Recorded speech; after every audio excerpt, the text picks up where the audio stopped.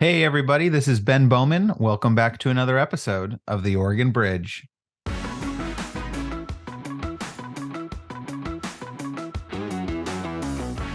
think gun safety legislation, whenever bills come up, it definitely draws people out.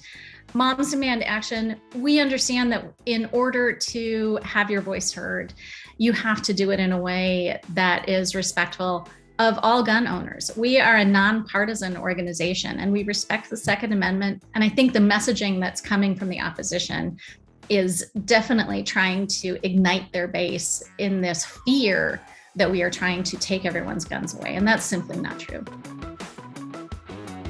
All right, folks, today we have an interview with Hilary Uhlig. Alex Titus, former co-host, is filling in today for Reagan, and Alex and I interviewed Hilary a couple weeks ago. Hilary is the chapter lead for the Oregon chapter of Moms Demand Action. We talk a little bit about that organization, Everytown for Gun Safety. These are two of the most prominent and influential groups on gun safety legislation, not just in Oregon, but across the country. And Hilary is like the representative for the state chapter. And we talk a lot about gun issues on this. And I'll just, as a disclaimer from the beginning, those of you who've listened to the podcast know that Alex is a conservative Republican. So he identifies as pro-gun. That's how he describes himself. He's also a lifetime member of the NRA. So he obviously approaches this from a very different place than both Hilary and I approach the issue. But I think what you'll find is a respectful and interesting and hopefully useful conversation about the state of gun safety in Oregon.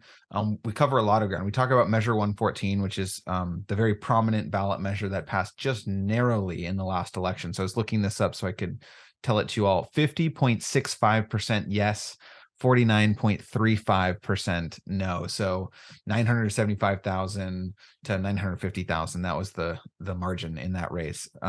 Narrowly passed. We talk about the status. I'm recording this the day before we post in case anything new broke. It is still on hold because of the reasons we described in this podcast. So interesting conversation on Measure 114. We talk a little bit about gun violence elsewhere. We talk about suicide and the prevalence of using guns for people to commit suicide and what we can do about that. We talk about what's been passed in Oregon and what may be to come moving forward. So we cover a lot of ground. It was hopefully an interesting conversation. And with that, I will get us right into the interview, and we look forward to seeing you back here next week. Thanks, everyone. The attorneys of Harang Long-Gary Rudnick PC have represented clients in Oregon's political and policymaking arenas for decades. We have worked on some of the most consequential public policy matters in modern Oregon history for both public and private sector clients. We combine strategic savvy with technical expertise to navigate the legal, political, and governmental landscape in pursuit of our clients' goals. To learn more about how Harang Long can help you achieve your goals, go to harang.com. That's HARRANG.com.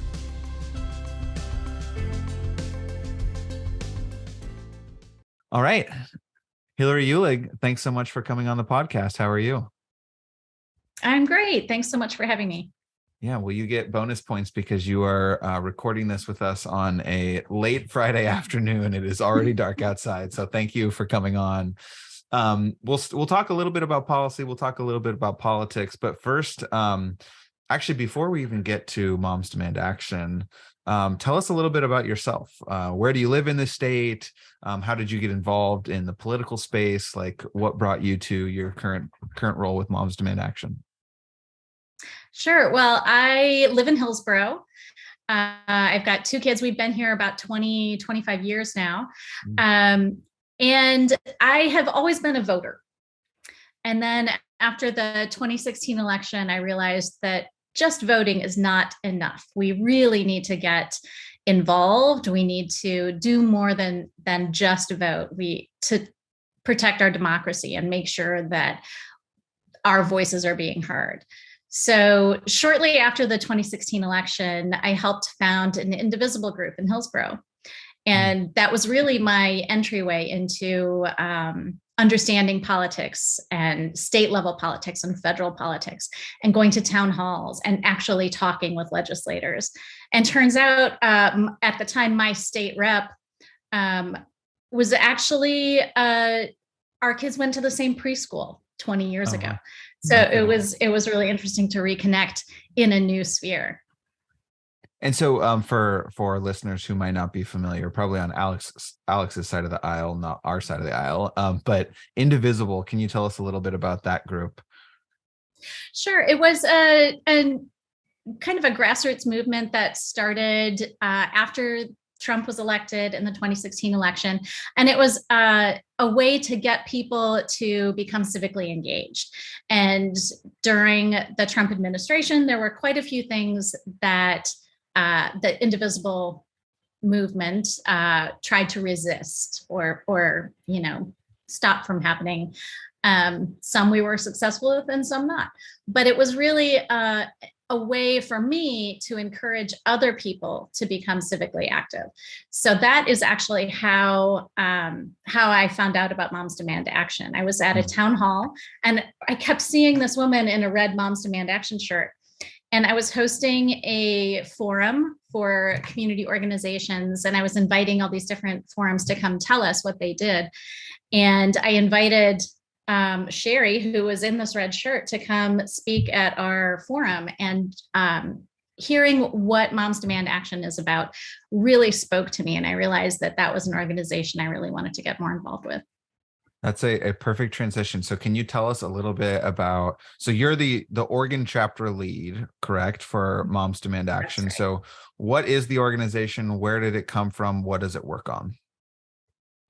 Sure. Well, Moms Demand Action, the full name is Moms Demand Action for Gun Sense in America. And it was started by a woman named Shannon Watts the day after the Sandy Hook shooting. She was looking for some way to take action in response to this terrible tragedy. And that was 10 years ago this week. Wow. And in Oregon, that was also just a couple of days after the Clackamas Town Center shooting. So people in Oregon were aware, and then this Sandy Hook tragedy happened. And Shannon Watts was in Indiana. She started a Facebook group and thought that would be, a way for people to come together. But since then, in the past 10 years, we have grown, outgrown a Facebook group, and we've become the largest grassroots gun safety movement in the country. We have more than 10 million supporters across the country. We have a chapter in every state. So we really work for common sense, evidence-based gun safety policies that will really help protect our families and our communities. Very cool. We've joined forces with, I believe it was 2014. I forget the year, but we joined forces with Mayors Against Illegal Guns to form Everytown for Gun Safety. So that is our umbrella organization. So Everytown encompasses Mayors Against Illegal Guns, Moms Demand Action, Students Demand Action, and the Everytown Survivor Network. Cool. Gotcha. And then just kind of from a high level, and maybe you don't have the statistic top of mind, but I would be curious in terms of just kind of gun violence in Oregon in general. Does Oregon rate like highly for that compared to, I know obviously there's just like, there's less people in Oregon than somewhere like New York or Texas. So I imagine that the overall numbers are actually lower, but like, is Oregon a particularly violent state? Do you know when it comes to guns? Like, is it average? Is it low? Just kind of curious of that in general. We're pretty average in the middle of the number of states in terms of rate of gun violence. But we have about 500 people who die in Oregon from gun violence every year, which is quite shocking. And I think what people are surprised to learn is that 80% of our gun deaths in Oregon are gun suicides. So we have a huge gun suicide problem that is affecting many, many people. And those are the gun deaths you don't always hear about. They're not always publicized. They're not put in the papers. There's still a lot of stigma around that. So they are happening all around us. They're affecting our families, our neighbors, our friends, but you may not be hearing about them.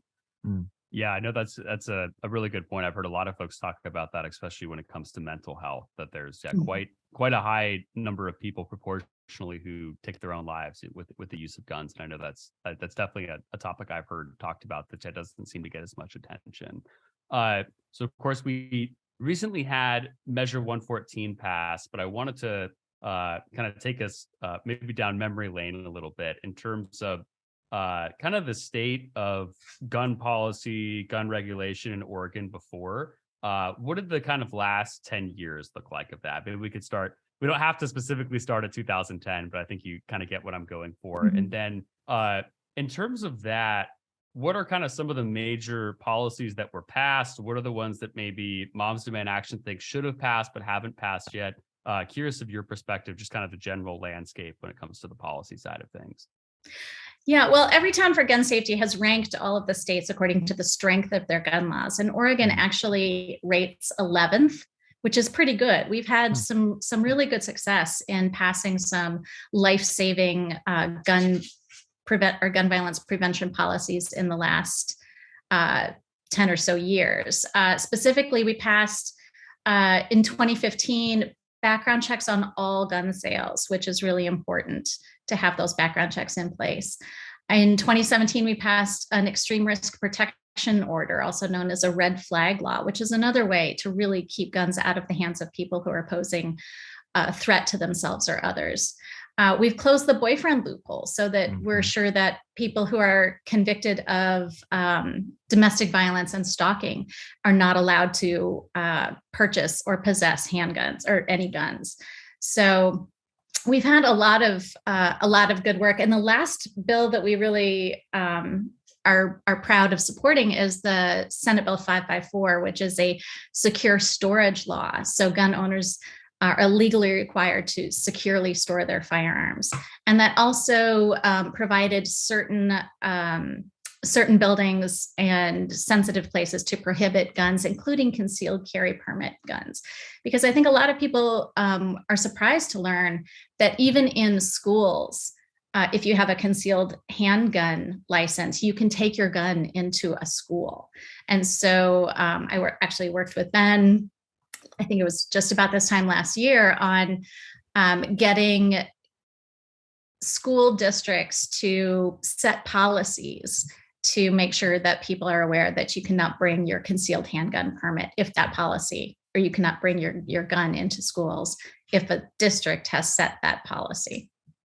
When I was working in the state legislature this was 2015, I think, Val Hoyle was the majority leader, and this was she was the chief sponsor on a bill that basically expanded background checks, the universal background checks bill.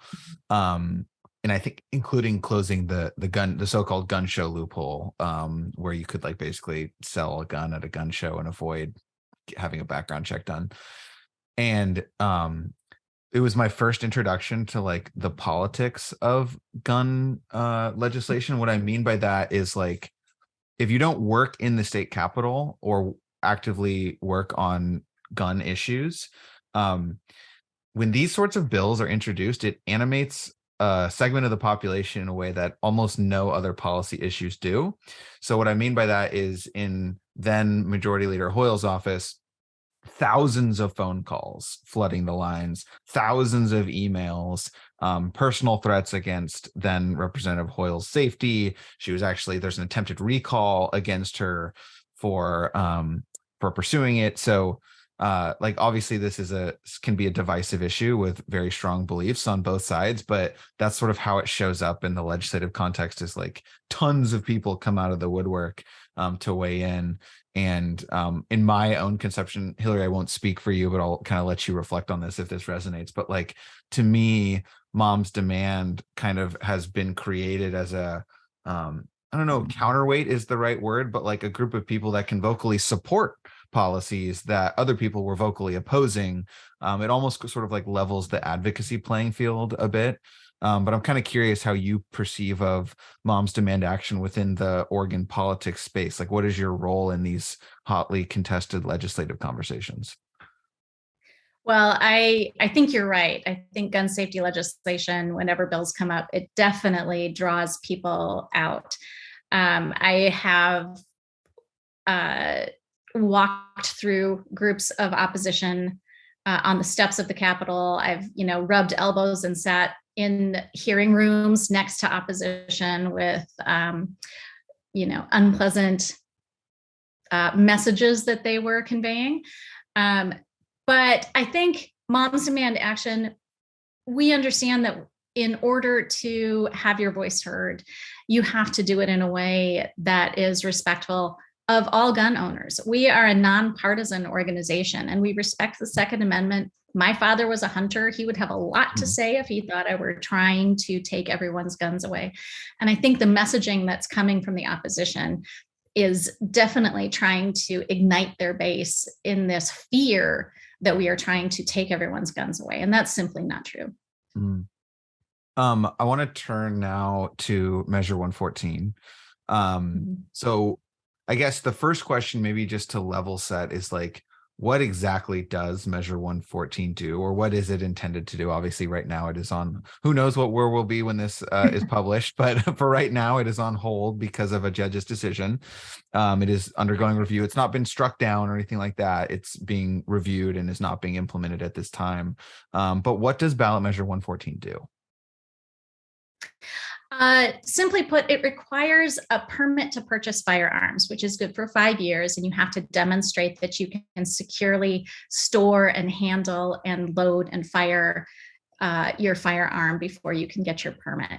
It requires a completed background check. You mentioned earlier that there is a universal background check or background check on all gun sales in Oregon, except there is this Charleston loophole where if the background check is not completed within 3 days, then the purchaser can be allowed to have the firearm after 3 days. So Measure 114 would require a completed background check, which is really important because most background checks that are not able to be completed within 3 days, usually there's a reason. They are usually rejected 4 times more often than anyone else's background check. So if a background check is delayed, it's usually because they have to check records out of state or they need to verify certain information to make sure that people who should not be, or people who are prohibited from having access to firearms are not getting those firearms easily. So, and then, go ahead. Sorry. Okay. And then the other main part of Measure 114 is that it prohibits the sale of high capacity magazines over 10 rounds. And so we know that this has been,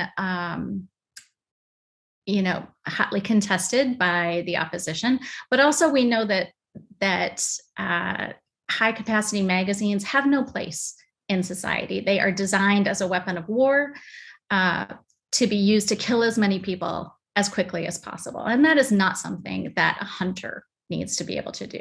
It is not something that we need to have in everyday life in our communities. And so the measure prohibits the sale, not the ownership. So if someone already has those magazines, they're allowed to keep them. Is that right? That's right. They can be used on private property or at shooting ranges, but they are not. No more will be sold. No more Oregon. Will be sold. My last question, and then I'll hand it over to Alex on Measure 114 is there's a large menu of gun safety policies that could be enacted. There were, I imagine, a series of choices that had to be made when Measure 14 was being put together. Like, what do we want to include? What do we want to leave off? Can you talk a little bit I'm not sure if you or Moms Demand was like I think you were one of the primary advocacy groups that was advancing this, but what was the decision making on like, what are we going to include? What are our priorities for this? And are there things that weren't included that you're anticipating will be part of the conversation moving forward? So Measure 114 was actually put forth by an organization called Lift Every Voice Oregon, or LEVO. And so they rose up as an interfaith group of clergy members and student voices right after the Parkland shooting. And so they have tried to get certain ballot measures put on the ballot for gun safety over the last couple of years. But of course, during the pandemic, it's hard to collect signatures. It was put on hold a little bit until we could get out of the pandemic. And then the summer, particularly after the Uvalde shooting, kind of renewed public interest. The number of signatures were, that people were collecting were huge. And that landed IP 17 at the time on the ballot. Moms Demand Action had volunteers helping to gather signatures, but Lift Every Voice Oregon is really the driving force behind Measure 114. Cool. Gotcha. And then, I know as Ben had said, the news may have changed by the time that we publish this, but where does the measure? And it's even been confusing for me to just kind of track where things are going on because they seem to be moving so frantically. But where does the measure stand today? Is some of it being enacted? Is some of it on pause? Is all of it on pause? And then what are kind of the next steps? Is it probably more court cases, I'm assuming, but is it going to go to the legislature? Is going to try to fix it? Any kind of insights on both where we are today with it, but then also where you think it's going? I think you've kind of nailed it. It was supposed to take effect December 8th, but the permitting process was not completely ironed out. So they wanted to make sure that was able to be consistently applied across the state in an equitable and fair manner. So that part got a delay so that we could make sure that was put in place. And then the various lawsuits that have been, working their way through the process. It is a bit like whiplash, yes, it's good. No, it's stopped. So it's just really hard to sort out. Some lawsuits are just looking at the high capacity magazine part. Other lawsuits are looking at the background check part. So it's, I've honestly lost track this week of which parts are being addressed in different lawsuits. But as of right now, it's my understanding that the entire law is on hold, but the permitting process is still, getting worked out. So the rules are still getting worked out so that will be in place. Hopefully, we can get this resolved quickly because we really think that this is a great way to protect public safety and save lives. One of the and I know that part of the issue, of course, was just the timeline enactment, right? In the sense of that this was voted on mid-November. Implementation is supposed to go into place, I believe. I guess probably not. I think it was 30. 15th. I think it was 30 days after. Okay, so December 8th. December 8th. Okay, and then of course the state basically, I thought that was quite funny to see the AG basically attempting to stop portions of the lawsuit because, of course, the state just couldn't enact it. Is that I'm just kind of curious. I'm not saying that was, at least from your all's perspective, that was like someone's specific doing, but was there like forethought put into that in terms of kind of that's one thing that really interests me about, well, it's not just Oregon's system, but right, really any state that can put a ballot measure together is, of course, that implementing any sort of government bureaucracy around, permitting basically on a massive scale. It seems like that may have been a pretty ambitious start date to have that kind of kick off a month after. But was there like concerns around that before it actually got enacted from whoever originally wrote the bill? Like, was that something that you all were talking about beforehand as something that could potentially happen? I wasn't in on those discussions about how that 30-day timeline was set. And I'm not exactly sure. This is the first ballot measure I've really paid really close attention to. So I'm not sure how that came about.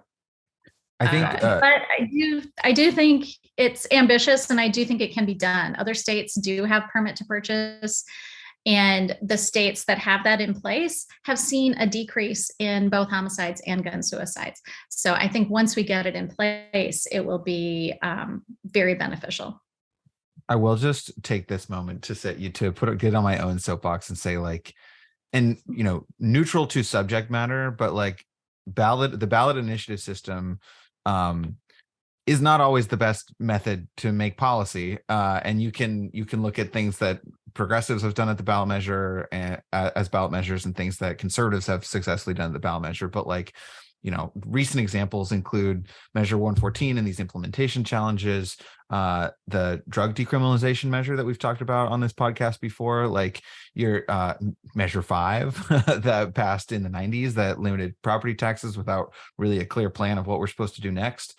Like this is, it's hard to craft policy proposals to really complicated items with a single up or down vote for all voters. And I supported the ballot measure. I voted for it, and I'm glad that it passed. But I did want to kind of ask one other question on Measure 114, which is this margin. So I've been thinking about this a little bit. So it looks here, 975,000 voted yes, 950,000 voted no. That's like 50.6% yes, 49.4% no. I'm kind of curious if you have thoughts on that margin, Hilary, and like how you're thinking about it. It was closer than I thought it would be. I think some of the initial polling had bigger margins, but what do you make of the closeness of the outcome? It is very close, and I would love to have seen a much wider margin on that. And I think it's because a lot of people, midterm elections don't usually draw the same amount of attention. So I think a lot of people misunderstood the ballot measure, and a lot of people were being fed misinformation by the opposition. So I think there was a lot of missed opportunity, well, not missed opportunity, but a lot of opportunity for education that may have happened in a larger election year, so that we could just, help people understand a little better how this is designed to save lives and prevent gun violence. Yeah, and then one thing I wanted to talk about, just kind of in general, was like, for example, as we talked about, there's quite an increase in gun violence in Portland, and I'm assuming probably across the state in general. I mean, there's a lot of states across the country that are seeing increases in homicide, shooting, violent crimes, etc. That's been kind of the continuous trend over the past 2-3 years or so.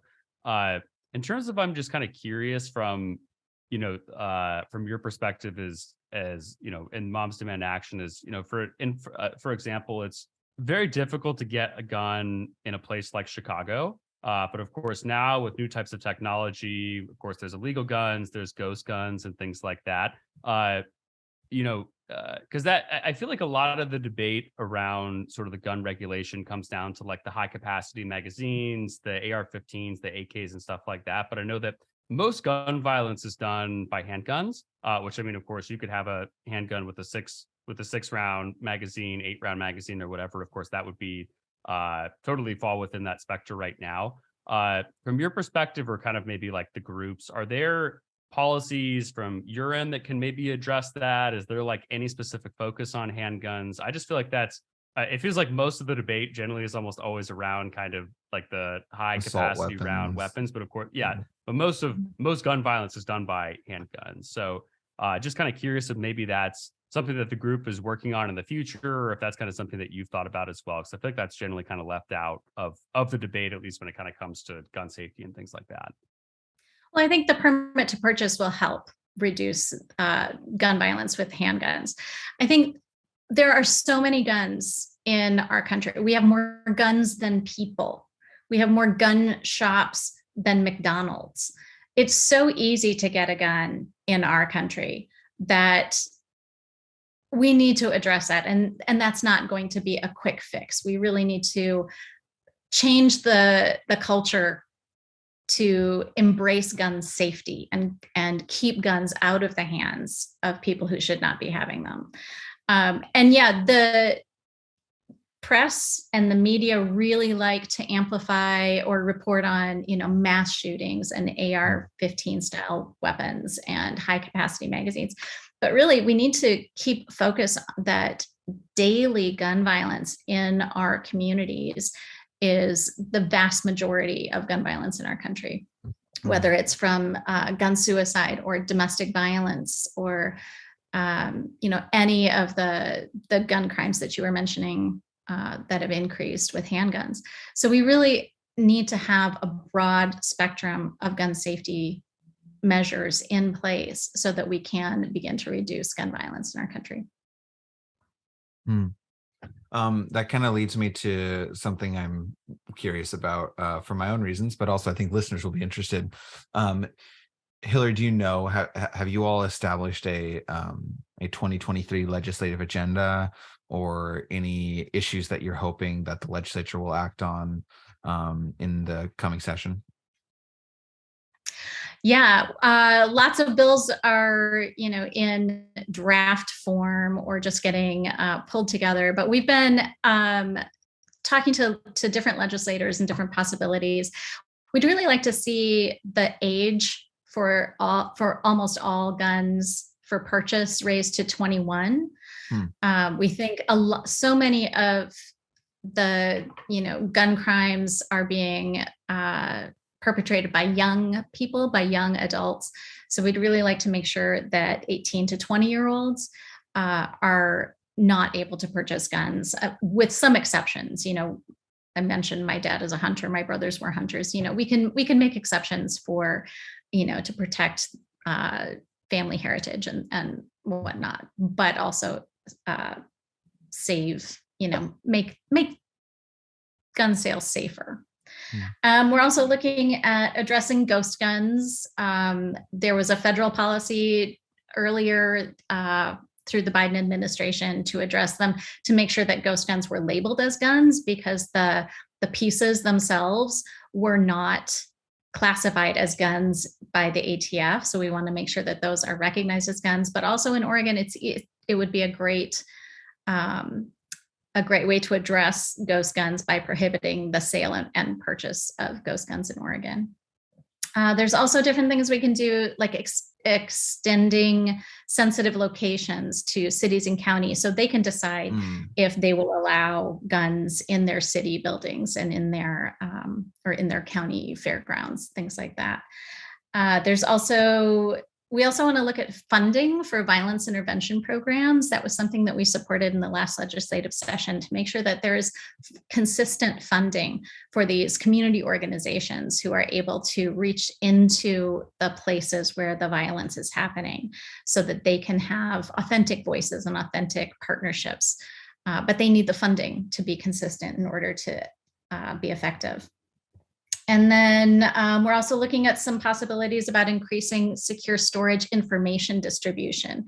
Possibly, we've seen success in other states where their school districts send home information about secure storage, so that all of the families are aware. And that's just one way to decrease unintentional shootings by children who find unsecured handguns in their home, and also decrease access by potential school shooters who most often get their guns from their home. Quick follow-up, Alex, on that, and then I'll let you. And feel free to disagree if this is not your perception, but my perception has been like the gun safety advocacy community, which includes Moms Demand and Everytown, but also includes some other organizations and definitely like some legislators. There's been this conventional wisdom that we could really only do like one major gun safety bill per session, and that we can't do too much too fast. You obviously just rattled off a series of proposals. I'm wondering if you think Measure 114 has like flipped the dynamics in the legislature, and maybe there will be appetite to take on more gun safety issues at once, or is that kind of how? I'm just curious what you think about that observation. I had heard that in previous years, that the legislature had appetite for one gun bill at a time, and I've seen that change. We have so many gun sense candidates who have been elected into the House and the Senate, so we know that we have gun sense champions who are ready to take more than one bill, because the incremental change, the incremental steps, it's great, but it's also too slow. We're not stemming the tide of gun violence at the rate that we could. So I'm hopeful and looking forward to having more than one policy put forth. Me too. Yeah, and one thing I'm curious on, and I feel like there's definitely sort of left wing, right wing, pro gun, gun safety kind of bipartisanship here, I guess is the right answer. But in terms of like illegal guns on the streets, talked about ghost guns earlier. Of course, there's a lot of just illegal firearms, either run from other states. Some of them come from the southern border, right, and they make it into the hands of criminals, and of course, kill innocent people, kill each other, etc. What are some of kind of the measures you think that maybe even like that, police could be taking or law enforcement basically to help get some of the illegal firearms off the street? Because I just know that they're, and I mean, of course, it's harder said than done, but I think always a kind of fear, right, of that even for people, once something is made or more restricted, it's, people start to look to other avenues, of course, whether that's with drugs or any sort of other crime or whatever. I mean, of course, people already look towards those avenues with guns, even though they're fairly accessible. But any sort of kind of policy solutions there, you think? Or obviously it's a really hard issue to be able to tackle, but curious of that. It is a hard issue. And I think I mentioned earlier that Oregon is ranked 11th in the country in terms of the strength of our gun laws, but we're only as safe as our neighbor states. Idaho, for example, is 49th in their strength of their gun laws. So that's pretty close. We know that gun trafficking is a huge deal between states. So, and I know the ATF has started to crack down on gun trafficking laws. So I think if we can cut down on illegal guns coming into our state, that helps a lot. In terms of what, local police departments can do, it really depends on where they are. We have some counties who have declared themselves to be Second Amendment sanctuaries, and that they have decided, or the local sheriff has decided that, that they know better than the legislature, or that they know better than the Supreme Court, and have decided that they won't enforce gun safety laws, which I'll be frank, I think is ridiculous. Yeah. I mean, this is like, I have my own thing about this. You raised your right hand. I remember Ben when we argued about is it immigration was the other issue with this one, I think. Yeah, it's like you raise your right hand and you say, I pledge to uphold the laws and the Constitution of this country. And then you have people who unilaterally are deciding what is and isn't constitutional. And it's like, actually, we have a well-defined system for determining the constitutionality of something in this country. And none of it is what a locally elected sheriff thinks is constitutional or not. But anyway, defend yourself, Alex. Well, and the one question I wanted to ask Hilary, and then I think Ben will go ahead and close this, is I know part of the issue with the ghost guns has been the rise of 3D printing, which has both become, I think, a lot more popular in general for just kind of general business applications. I saw there's a company that 3D prints houses, which I thought was pretty crazy. That was an interesting article to read. But of course, that sounds great.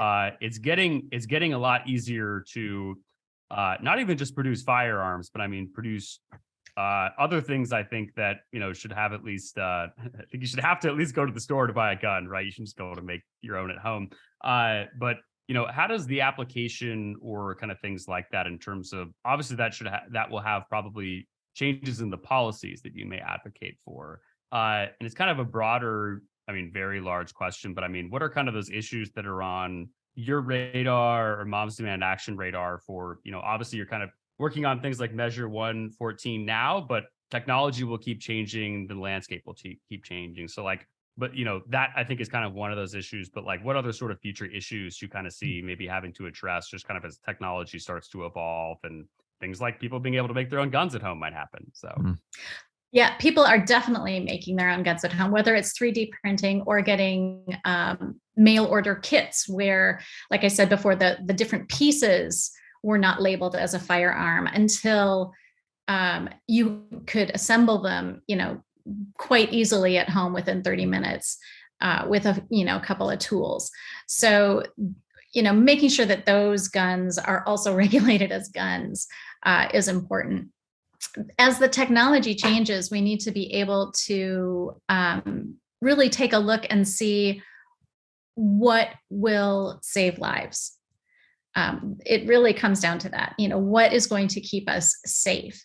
And I think holding the gun lobby and the gun manufacturers accountable is incredibly important. They have quite a bit of limited liability right now so that they can produce and market however they would like.